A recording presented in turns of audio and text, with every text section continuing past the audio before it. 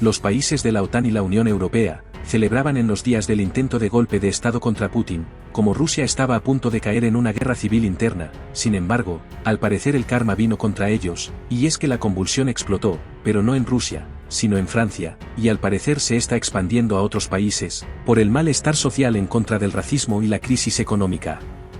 Algunos analistas advierten que podría desencadenarse una guerra civil.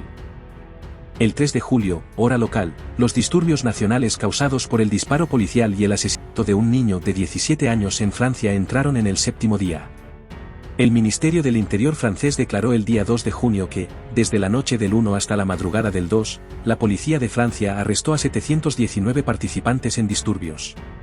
Aunque el gobierno francés ha desplegado 45.000 policías y gendarmes en todo el país para mantener la ley y el orden, los disturbios no han sido controlados por completo y todavía hay una gran cantidad de ataques violentos, robos e incendios provocados en muchas ciudades del sur por la noche.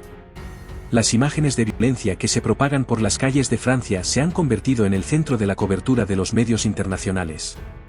Muchos países han emitido advertencias de viaje, instando a las personas que están en Francia o planean ir a Francia a ser muy cautelosas.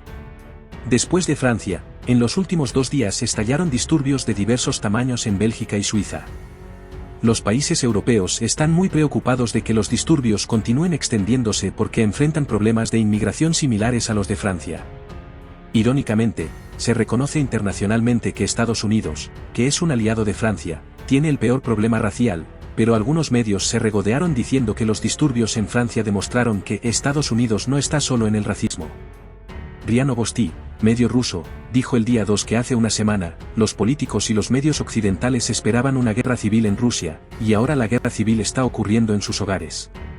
Un informe señaló que la Unión Europea está ardiendo en las llamas de los disturbios en Francia.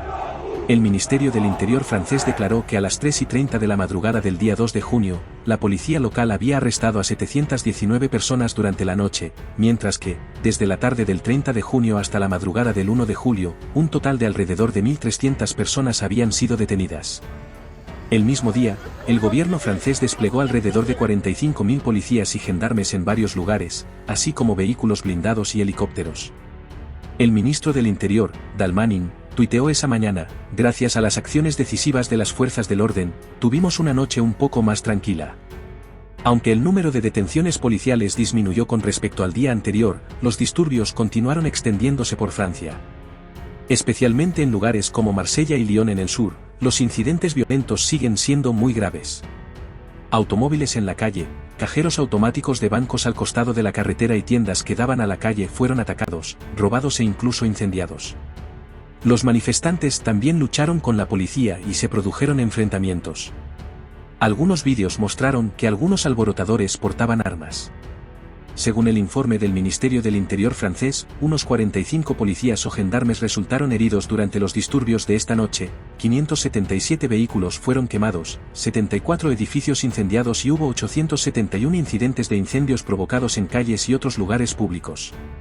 Además, más de 20 comisarías o batallones de gendarmería fueron atacados. Slatsky, presidente del Partido Liberal Democrático ruso, dijo el día 1 de julio que los disturbios franceses no son solo un legado de su política colonial en la historia, sino también el resultado de que París sigue ciegamente las aventuras geopolíticas de Washington. Dijo que la crisis migratoria en Europa no ocurrió ayer, sino que un gran flujo de refugiados e inmigrantes ilegales hacia la vieja Europa estuvo directamente relacionado con la invasión de Irak, Libia y Siria por parte de la OTAN y su apoyo a Ucrania. Medvedev, vicepresidente del Consejo de Seguridad de la Federación Rusa, publicó en las redes sociales en francés el mismo día: Macron ha dicho más de una vez que está del lado de Ucrania. Ahora es el momento de dejar de decir eso y ponerse de pie, y ponerse del lado de Francia.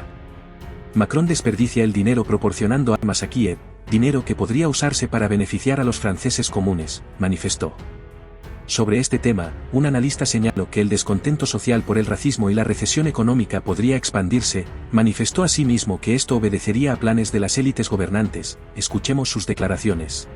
El problema no es de la policía, es de los gobernantes que permiten que haya determinados barrios de París donde impera la ley de la selva. O sea, hay guetos en los que los supuestos agentes de la ley ni siquiera entran. Pero es que esto no es un problema solo de Francia. Hay barrios completos en Bélgica, por ejemplo, que es un terreno en el que directamente se rigen por sus propias leyes y prácticamente no hay intervención policial. Es la vieja retórica del problema reacción-solución, que se amplifica gracias a los medios de comunicación, además, que participamos en esta catarsis totalitaria, porque de alguna manera también participamos en todo ello. Y luego hay algunos altavoces que son ya claros, ¿no? Los que hacen creer a los ciudadanos que los Macron, los Scholz, los Sánchez, los Sunak y compañía van a solventar algo que han creado ellos mismos y que además ellos están sirviendo intereses espurios que no son los derechos o que no son defender los derechos de sus ciudadanos, ¿no? Yo lamentablemente, José Antonio, creo que este es un ejemplo de una serie de disturbios que con motivo de la crisis económica, energética e institucional van a producirse en más países. Sabes perfectamente que en el ámbito financiero los bancos llevan meses estableciendo pues una serie de ejercicios de simulacro en los cuales plantean que pueden producirse estos elementos.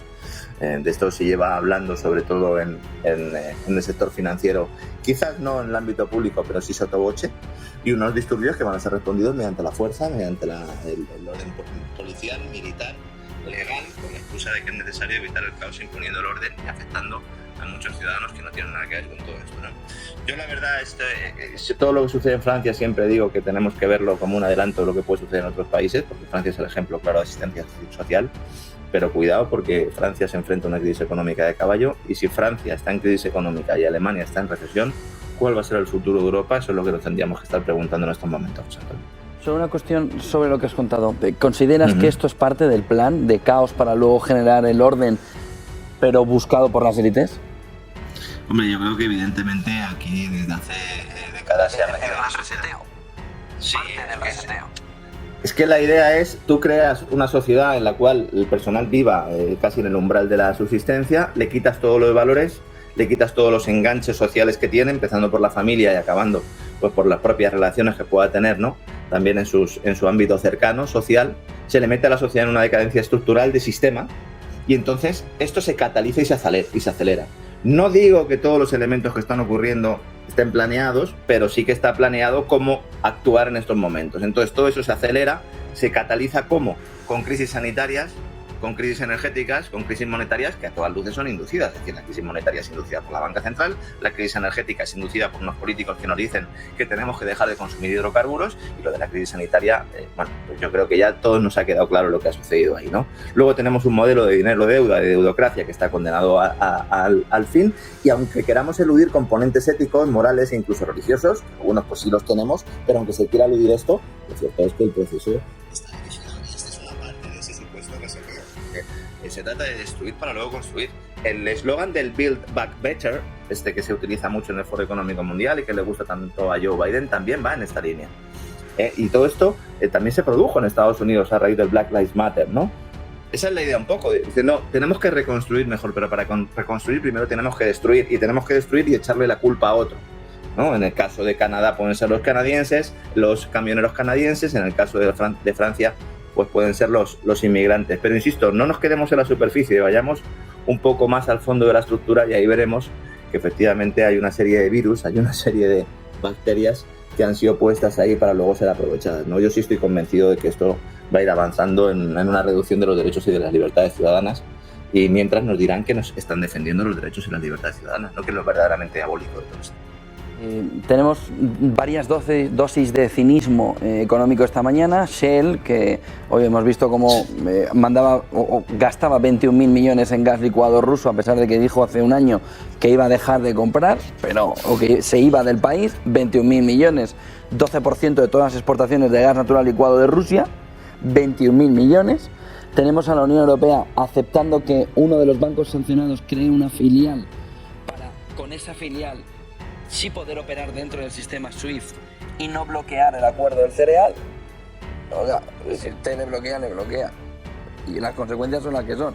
Pero sobre todo tenemos encima de la mesa Japón desmarcándose de las sanciones a Rusia, diciendo que necesita el gas de Putin. ¿Se viene abajo el tema de las sanciones? Bueno, es que en realidad hay mucha gente que todavía sigue pensando que lo de comprar gas ruso está prohibido, y realmente no está prohibido, ¿no? Lo comentamos nosotros aquí semana tras semana, lo que pasa es que estamos metidos también en una ola de propaganda tremenda, ¿no? Suscríbete a mi canal para recibir más videos.